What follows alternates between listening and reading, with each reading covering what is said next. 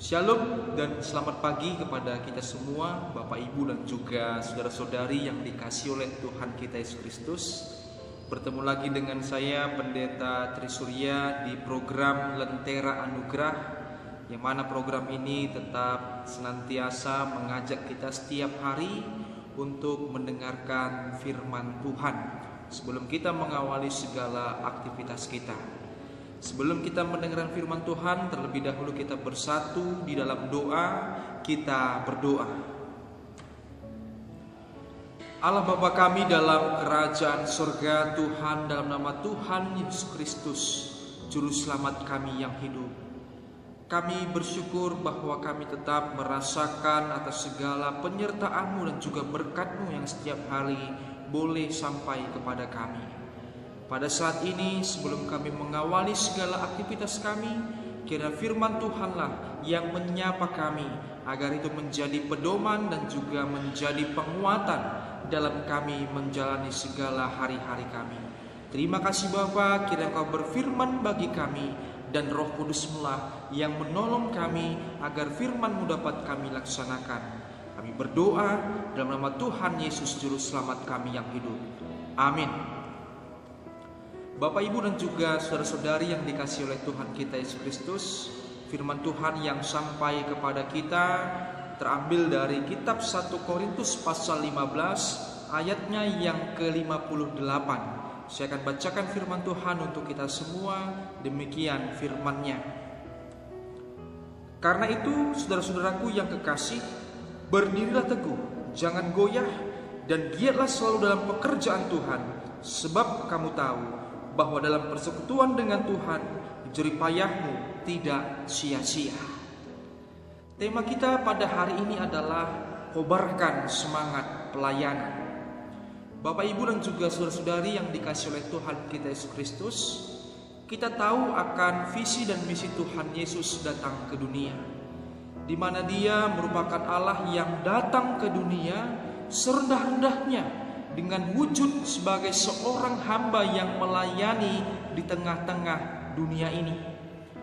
Memang tidak gampang untuk menjalankan sebuah tugas yang memang diembankan oleh Allah Bapa, di mana banyak sekali tantangan untuk bisa menjalankan tugas, untuk bisa menyelamatkan umat manusia, di mana Tuhan Yesus dengan serendah-rendahnya bahkan mati di kayu salib untuk bisa menebus segala dosa manusia.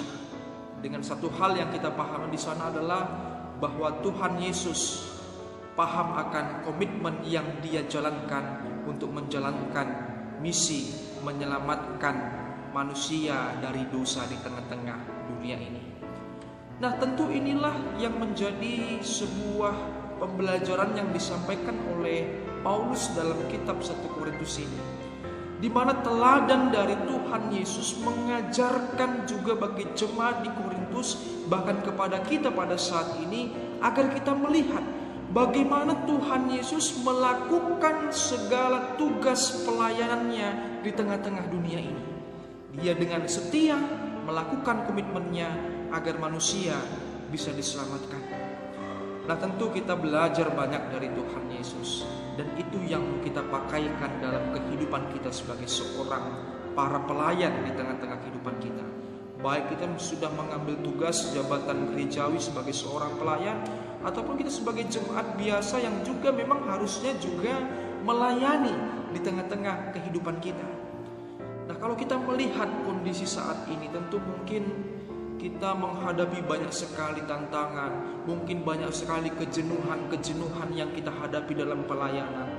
Tentu ayat ini mau mengajak kita untuk tetap mengobarkan semangat pelayanan kita, dalam artian memberikan sebuah semangat baru yang terus-menerus kita lakukan dengan alasan-alasan tertentu. Nah, tentu ini yang menarik bagi kita, soal alasan-alasan kenapa kita mau melayani. Bapak, Ibu dan juga saudara-saudari yang dikasihi oleh Tuhan kita Yesus Kristus, kalau kita pernah ingat dahulu ketika di kampung saya, ketika PLN itu belum masuk, kami masih memakai lampu petromak. Nah, lampu petromak ini itu menghidupkannya salah satunya adalah dengan dipompa. Dipompa terus sampai benar-benar cahayanya itu menjadi terang. Ketika dia akan redup lagi, dipompa lagi agar cahayanya kembali terang. Nah, tentu kalau istilah ini kita pakai dalam pelayanan, tentu dalam diri kita untuk melayani ada hal-hal tertentu yang membuat kita terpompa, bersemangat dalam melayani. Tentu banyak alasan orang-orang ketika ingin semangat melayani. Hati-hati dengan semangat ini, hati-hati dengan motivasi-motivasi yang kita lakukan dalam pelayanan. Kalau kita melayani dengan alasan-alasan tertentu, mungkin karena ingin uang, mungkin karena ingin jabatan, mungkin supaya dipandang orang hebat, dipandang terkenal, hati-hati dengan ini. Karena apa? Karena apa yang akan kita lakukan dengan motivasi-motivasi seperti ini, maka semua akan menjadi sia-sia, bahkan juga mendapat sebuah hukuman terhadap kehidupan kita. Tentu dalam nats ini mengajak kita untuk memotivasi diri kita, untuk memompa semangat kita dengan sadar bahwa Tuhan Yesus sudah menyelamatkan kehidupan kita, dan Dia mengajak kita semua untuk boleh saling melayani di tengah-tengah kehidupan kita ini.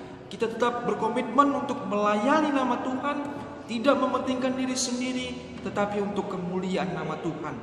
Ingat, ketika kita berkomitmen dengan segala tujuan pelayanan kita, maka apa yang kita lakukan dalam pelayanan dimanapun, baik dalam gereja, baik dalam masyarakat, dimanapun, tidak akan sia-sia.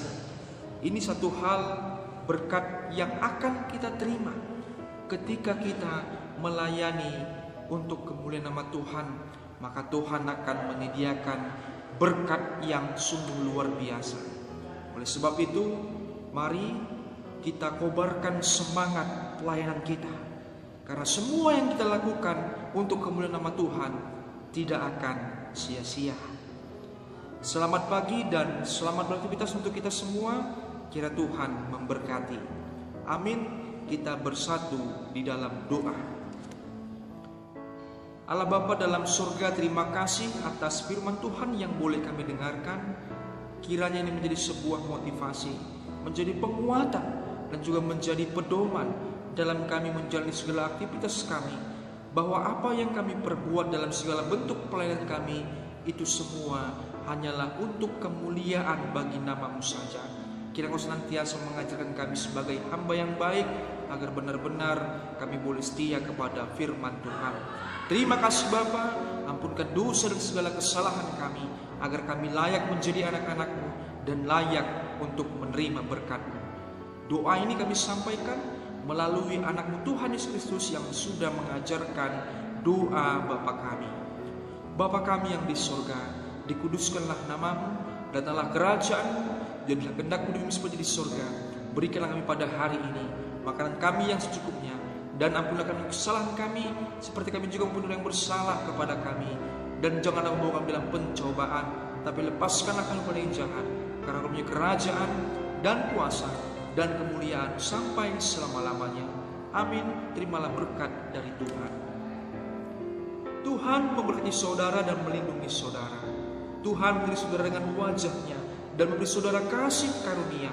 Tuhan mengarahkan wajah-Nya kepada saudara dan memberi saudara damai sejahtera. Amin.